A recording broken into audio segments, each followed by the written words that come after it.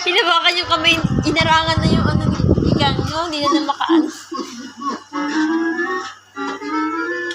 Alis dyan. Talaga na tayo.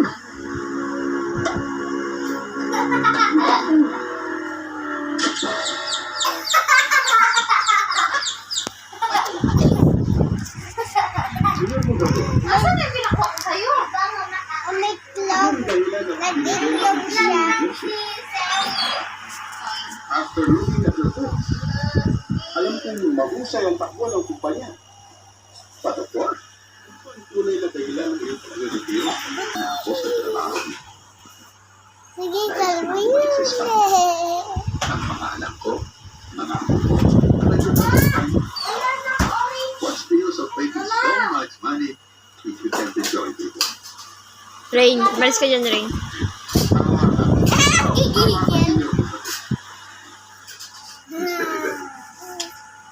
Kaya kayo tinili ko.